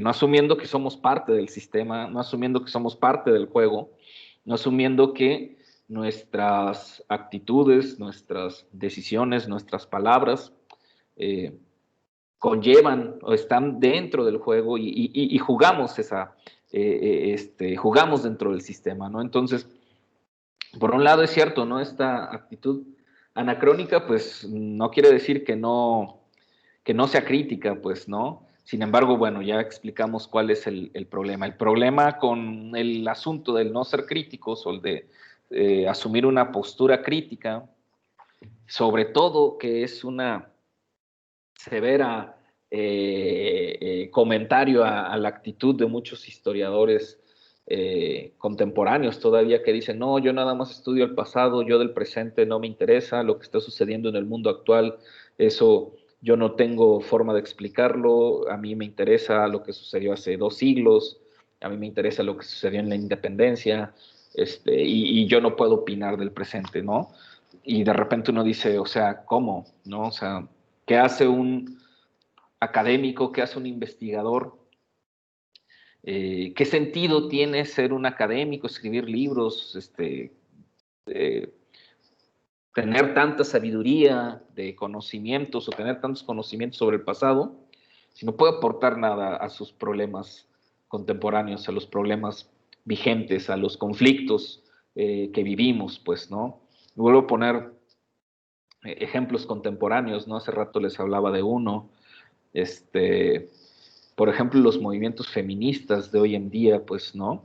Que evidentemente hay una serie de trasfondos, hay una serie de porqués. Los movimientos feministas no son recientes, ¿no? Por lo menos en nuestro país hay cerca de un siglo de movimientos sociales, ¿no? Pero que de repente esta profunda actitud acrítica, ¿no? No logra entender la dimensión del problema social en el que nos encontramos en nuestro país, que es un problema alarmante, tiene que ver con una violencia de género, que esa sí es sistemática, ¿no? Que es sistémica, es decir, que hay una serie de cualidades que se repiten, que son constantes y que crean un patrón, eso es un sistema, ¿no? Y que evidentemente esto lleva al enojo, a la rabia, al rencor, a las reacciones iracundas, pues, ¿no? Eso ha sucedido en otros movimientos sociales, ¿no? Es más, muchos movimientos sociales y casi todos los movimientos sociales, pues han derivado muchas veces en estos mismos tipos de reacciones, ¿no? Es más, los movimientos sociales más fuertes y los que han trastocado la historia de la humanidad, pues han caído, no es que hayan caído, pues las pasiones humanas, la sensibilidad humana, la reacción, o sea, pues obviamente te lleva a eso, ¿no? Difícilmente los movimientos pacíficos han logrado algo, pues por ahí podríamos decir que Gandhi logró algunas cosas con su movimiento pacifista, pero si vemos hoy en día cómo están las condiciones de estos países, pues no es precisamente que hayan cambiado muchísimo, ¿no? Entonces, esa parte, o esta, por ahí a lo mejor llegaron a ver estos memes, ¿no? En donde decían, o en donde se señalaba, ¿no? Que la gente decía, no, esas gentes son vándalos, nunca se ha logrado cambios con actos vandálicos, ¿no? O sea, nunca se ha logrado nada con hechos violentos, no sé qué. Y de repente ponían, y los historiadores así como cuestionándose, pues oiga, pues que no conoce qué es la revolución o qué fue la guerra de independencia, no fueron precisamente que se juntaran a tomar el té y a compartir el pan, ¿no? O sea, fueron situaciones sumamente violentas, ¿no? De hecho, hay una tesis con la cual yo me adhiero, que en realidad la historia de nuestro país es una historia de violencia, pues, ¿no? Y que es una violencia sistemática. Y ojo, me refiero a nuestro país reciente como esta idea de nación de México país, de México Estado-nación. Es una historia de violencia. Si la analizamos, si la estudiamos, lo podemos estudiar desde esa hipótesis, desde esa tesis, desde ese marco teórico, ¿no? Una violencia sistemática que ha estado presente en todas las épocas, en todos los lustros, en todos los 2 siglos, casi 2 siglos que lleva de vida independiente. Este país está marcado por la violencia, pues, y por la sangre, ¿no? Entonces, de repente, el asumir, ¿no?, de ciertos intelectuales, de ciertos historiadores, yo no puedo opinar nada de eso porque eso es reciente, no tengo una postura crítica, ¿no? Es a lo que se refiere el autor, ¿no? Y de repente esta posición que también, pues a veces se disfraza de falsa objetividad, pues, ¿no? De falso distanciamiento. Yo puedo opinar o no puedo opinar de este problema porque como yo soy un intelectual, soy un gran historiador, soy un gran conocedor, estoy por encima de los hechos, los puedo analizar por fuera y no me afectan, pues entonces puedo opinar, ¿no? O al contrario, que es un poquito la lucha política que hay actualmente en nuestro país, ¿no? Que de repente cierta élite intelectual, lo que se les conoce como los intelectuales orgánicos, ¿no? Los intelectuales del sistema, ya no se están viendo favorecidos por ese sistema y entonces ahora sí lo cuestionan, pues, ¿no? Pero cuando formaban parte del sistema, pues jamás lo cuestionaron, jamás lo criticaron, ¿no? Es más, hasta lo alabaron, lo aplaudieron, justificaron sus barbaridades, pues, ¿no? Sus salvajadas, y ahora que ya no están dentro de ese sistema, pues entonces ahora sí son críticos y ahora sí critican la violencia y ahora sí hay violencia por todos lados y ahora sí quieren hasta cerrar las calles y hacer manifestaciones, cuando los que antes hacían ese tipo de manifestaciones, los que antes formaban parte de esos movimientos sociales, la crítica de estos pseudo intelectuales, ¿no?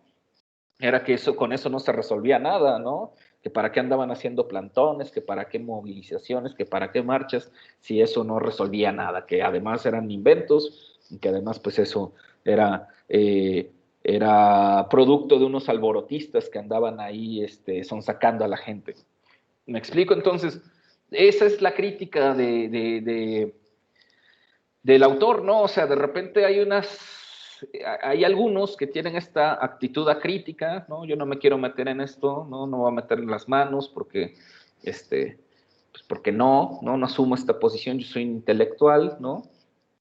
A decir, ok, está bien, tengo una postura ideológica, soy parte de un sistema, soy parte del problema, soy parte de esta sociedad, tengo una postura crítica con lo que existe, pero eso no me exime de que no sea un académico, de que no sea un historiador, de que no sea un documentalista, de que no sea un científico social, y que tengo, como lo decía Abigail, una responsabilidad social máxime, si me he formado en instituciones públicas, ¿no? Tengo una responsabilidad con mi sociedad, aunque asumo mi postura como lo que soy, ¿no? Como un sujeto, como un individuo, como un activista, como un investigador, como un ser humano más, como un miembro más de esta colectividad, y que los conocimientos que tengo en el campo de las disciplinas sociales o audiovisuales o los que sea, pues los pongo en función de un beneficio colectivo, pues, ¿no? Esa sería un poco como la reflexión que hace el autor y esta crítica a quienes en muchas y no pocas ocasiones más bien asumen esta posición de observar las cosas desde un palacio de cristal en donde nada les afecta y en donde nada les puede perturbar para que puedan elucubrar sus ideas de superioridad moral sobre los demás, pues, ¿no? Sandra, ¿podemos continuar? Me parece que nos quedan dos más, o dos pecados más. Bueno, pues con tomando un poco de lo que estabas hablando ahorita, en nos habla sobre que muchas veces estos malos historiadores dicen que su tema de estudio no les afecta o no tiene que ver con ellos, y a veces también tienen como esta idea de que su verdad es absoluta, lo que ellos dicen es lo que tiene que ser, y pues eso.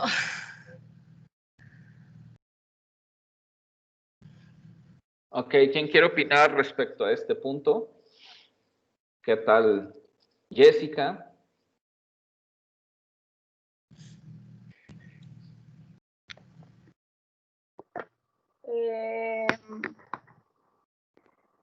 Pues se me fue la onda. Muchas veces estos historiadores, bueno, los historiadores no quieren como que adentrarse o involucrarse tanto en un tema, o sea, no quieren tomar partido, no sé, pues está relacionado con lo que ya estabas mencionando ahorita, que no se quieren ver involucrados en estos movimientos sociales que están pasando.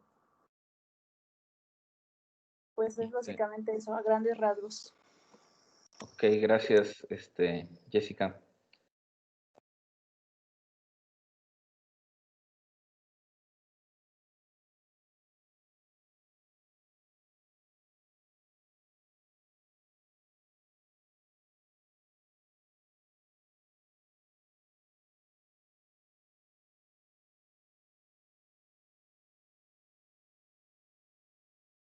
Beto,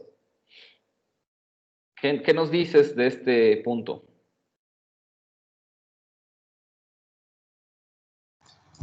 Ahí voy. Sí, en lo que pones tu cámara. Elia y Stephanie, a ver qué opinan de este punto, lo pueden poner ahí en el chat, porfa. Beto, ahora sí te escucho. Ahí va.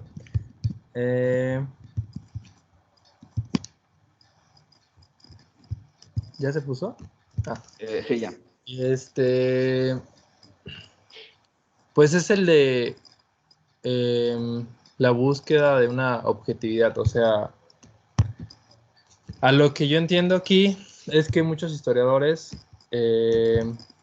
los malos historiadores tienden a ser objetivos, a no tomar un punto de vista, a ser neutrales. Y aunque si bien la historia siempre está contada, pues depende de quién la cuente, está de un lado, pues los malos historiadores solo están tomando esa historia y pues como quien dice, la consumen y la desechan. No trabajan con ella, no investigan más allá, no hacen una profundidad en eso y más que nada no toman un lado, son neutrales.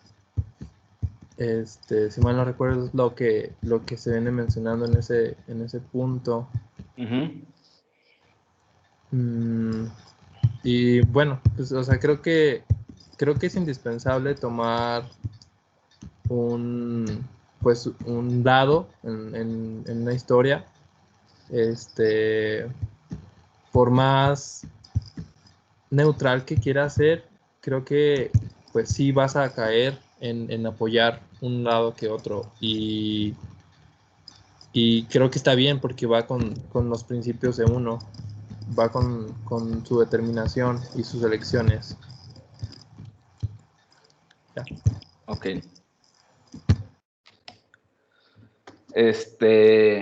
Sí, gracias, Beto. ¿Alguien más respecto a este punto de esta idea de la búsqueda de la objetividad? ¿Se acuerdan que de hecho en las primeras clases hablábamos un poco de eso, de esta idea de que es un objeto de investigación?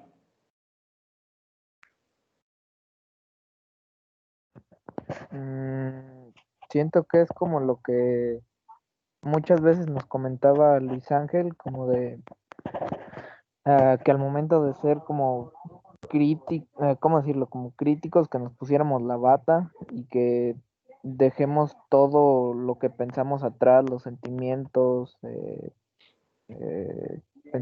pensamientos, sentimientos, no sé, y ya cuando nos vayamos a quitar esa bata como de profesionalismo, ahora sí ya decir todo lo que tú quieras, de si esto es falso, es real, tus opiniones, pero que puedes hacer como un trabajo ya más profesional, o más profesional, si te quites, te pongas como esa bata para que seas más como objetivo. ¿Hay alguien? Ajá, sí, adelante, Max. que siento que es como el pecado más común, no sé, siento que es como el más común que pueda pasar, que muchos historiadores no se pongan como esa bata eh, como de profesionalismo y que digan de como sus opiniones, que expresen como sus opiniones, sentimientos y pierda como que ese profesionalismo o esa seriedad. Muy bien. Gracias. De hecho, este tema es como un debate en general, es un debate amplio en las ciencias sociales, y de hecho ese es uno de los debates que abre Dildite, ¿no? En el que nos dice, hay unas ciencias de lo tangible, ¿no? Hasta un poco lo que nos traía aquí a la discusión Juan Alberto del positivismo, ¿no? O sea, hay unas cosas, hay cosas que yo no puedo poner mi opinión, pues, ¿no? No voy a poner yo mis sentimientos por adelante, ni mis intereses, ¿no? Porque mi estudio es súper objetivo, ¿no? Soy profesional porque soy objetivo, porque no involucro mis emociones ni mis sentimientos con el objeto de investigación, pues, ¿no? Con los sujetos de estudio. Voy a las comunidades, los estudio, los observo, no me involucro con ellos porque, pues, el involucrarme con ellos entonces generará un vínculo emocional o sentimental que puede trastocar mi criterio, mi juicio sobre estos sujetos de investigación, ¿no? No me involucro con el tema histórico que estoy estudiando, con las mujeres luchadoras o con los movimientos revolucionarios, o ustedes que han escogido sus propios temas de investigación, ¿no? No me involucro con los movimientos feministas porque yo los voy a estudiar de lejos, ¿no? Porque yo como historiador objetivo me voy a poner mi bata, como dices, para poder observarlos a la distancia, pues. Eso es lo que nos dice el autor, ¿no? Nos dice esa búsqueda de un objetivo, de una neutralidad absoluta que no existe. En realidad no existe ni en ninguna disciplina académica, ni científica, ni social, ni de las ciencias duras, ni de las ciencias exactas. Siempre hay un sujeto, siempre existirá un sujeto, ¿no? Que se posiciona frente y desde una postura académica, humanística, artística, frente a la realidad, pues, ¿no? Entonces, desde ese momento, no hay objetividad absoluta. Pero de la misma manera como en la anterior diapositiva que nos presentaba la expositora, y en la que yo les decía que pues hay que reconocernos como parte del sistema y hay que reconocernos como parte del problema, pues el hecho de la objetividad parte precisamente primero de reconocer nuestra subjetividad. Yo les hice este ejercicio en el que les preguntaba o les pedía que escogieran un tema que realmente les interesara, que realmente les provocara algo, ¿sí? Yo bien, y otros cursos y en otros, quizás en otras universidades o en otras materias, quizás mismo en esta institución, no lo sé, lo desconozco, pero muchas veces en ciertas materias, ¿no? Nos dicen, estos son los temas, estos son los temas que pueden desarrollar como trabajo final, ¿no? Y háganlos. Y muchas veces esos temas pues no tienen nada que ver con nosotros, ¿no? Yo tranquilamente les pude haber dicho, van a estudiar temas de historia cultural que nada más tengan que ver con música, con lucha libre y con movimientos sociales, porque es lo que yo domino, es lo que yo sé y eso es lo que van a hacer, ¿no?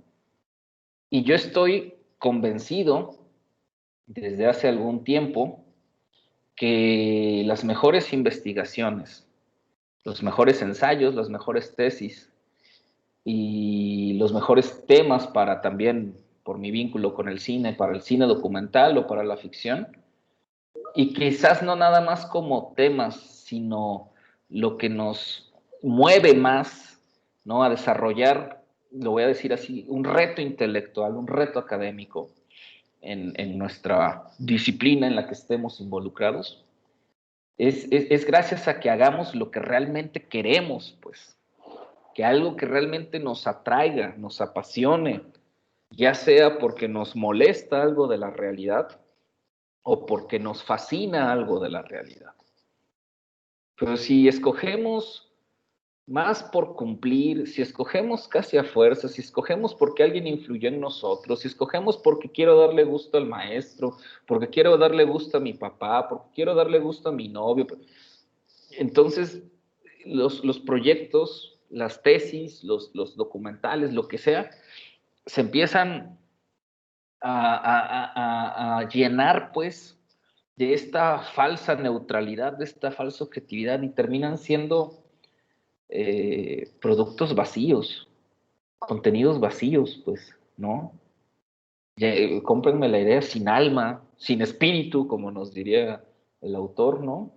Ya cumplimos por cumplir, cumplimos porque tenía que entregar una tesis, cumplí porque tenía que hacer un artículo, cumplí porque tenía que hacer una ponencia. No, eso creo que por ahí no debe de ir el camino. Yo los exhorto, yo los invito a que en este proceso de formación académica que ustedes están llevando, se involucren con los temas, con los proyectos, porque realmente hay algo que les mueve, ¿no? Que les mueve las entrañas, que les mueve las tripas, pues, que les apachurra el corazón, ¿no? Porque lo quieren hacer, porque les molesta, porque eso que están estudiando les genera conflicto y lo quieren resolver, ¿no? Yo sé que no estamos aquí nosotros para cambiar el mundo, porque difícilmente el mundo cambia, ¿no? Con buenos deseos y con tesis. Pero creo que mientras más nos preocupemos por cosas que sí existen en el mundo, por preocupaciones de nosotros respecto a nuestra relación con el mundo físico, con el mundo psíquico, y que esas preocupaciones en realidad sí tengan origen en nosotros, en esta búsqueda personal, ¿sí? Entonces estaremos no solamente avanzando en el conocimiento del mundo, de la sociedad, y ofreciendo respuestas a inquietudes generales, sino principalmente estaremos avanzando nosotros como seres humanos y respondiéndonos a inquietudes que tenemos nosotros como individuos, como seres humanos, miembros de una comunidad, pues, ¿no? Sandra, ya se nos está acabando el tiempo, yo sé que todavía falta, podemos mañana continuar. Yo creo que Juan Alberto, que es quien continúa, nos podrá también ahí brindar un espacio para poder yo cerrar esta parte de la sesión el día de hoy. ¿Estás de acuerdo? Sí, por mí está bien. Ok, dice Elia, voy de acuerdo con que lo que están diciendo de que básicamente no puede ser completamente real, siempre hay una inclinación hacia ciertos aspectos referentes al objeto de estudio. Soy de la idea de que no hay nada que sea absoluto. Muy bien, muchas gracias, Elia. Entonces, para ir sobre todo cerrando con esta lámina, con esta idea de este debate que todavía existe, ¿no? Sobre si necesitamos ser neutrales frente a lo que estudiamos. Yo digo que no, nunca somos neutrales, pues jamás somos neutrales, ¿no? Siempre hay intenciones, siempre hay cosas que nos mueven, pero lo que hay que hacer es reconocerlo. Hay que reconocer que hay cosas que nos motivan, hay cosas que nos mueven, hay cosas que nos involucran, ¿no? Y hay que tratar de trabajar con ellas y reconocer que queremos hacer un estudio académico, un documental que explique cosas, un video, una película, ¿no? Pero finalmente, pues, neutrales difícilmente lo somos. Solamente, como dirían por ahí, una persona sin emociones o sin sentimientos no podría ser neutral ante las injusticias de la vida, pues, ¿no? Ante lo que es injusto. Entonces, difícilmente podemos ser totalmente neutrales ante las cosas, ¿no? Siempre nos mueven. O más bien, esa objetividad, pues sí, o sea, podemos lograr un cierto grado de objetividad frente a nuestro objeto de estudio, pero difícilmente será absoluto. Desde el momento en el que un sujeto toma la decisión de estudiar una parte de la realidad, de hacer o de construir un objeto de investigación. Desde ese momento se acabó la objetividad a ultranza, pues. Pero sí podemos reconocer que como académicos tenemos una formación académica, tenemos ahora sí como esta metáfora que utiliza Luis Ángel, o que nos dice Maximiliano que utiliza Luis Ángel, nos podemos poner esta bata, ¿no?, de académicos, con todas las herramientas conceptuales y teóricas y metodológicas para estudiar algo, ¿no? Y para poder estudiarlo, ¿sí? Para poder, permítame responderle al coordinador de Google, para poder darle un enfoque académico a nuestras preocupaciones, para poder responder, ¿no?, a esas, como lo decía Abigail hace rato, estos problemas sociales que nos incumben a nosotros y que nos exigen que nuestras investigaciones, que nuestras tesis respondan a esos problemas sociales, ¿no? Y nosotros ser parte, como lo decía, de esa colectividad, de esa comunidad, ¿no?, que intenta, pues, lograr o que busca una respuesta, ¿no? Por eso ayer también un poco hacía esta crítica a los falsos guías, a los falsos mesías, a los falsos profetas, ¿no?, que nos ofrecen las respuestas de todo, pero igual eso lo podemos seguir tratando el día de mañana. Hasta aquí, ¿hay algún comentario, alguna duda, alguna idea que no quedó clara?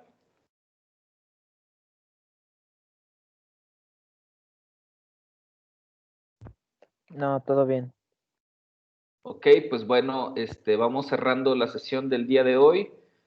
Como saben, la subiré al canal de YouTube y después se la comparto a los compañeros que están en el grupo de Facebook. Igual lo voy a empezar a compartir también con Huicho, que me parece que no entró a la sesión del día de hoy. Pues por mi parte es todo. Sandra, ¿algo que quieras mencionar? Pues no, ahorita todo bien. Ok, pues bueno, mañana continuamos con las últimas diapositivas de la compañera y con la exposición de Juan Alberto. Que tengan buena tarde, cuídense todos, que estén bien. Gracias. Gracias. Adiós. Igualmente.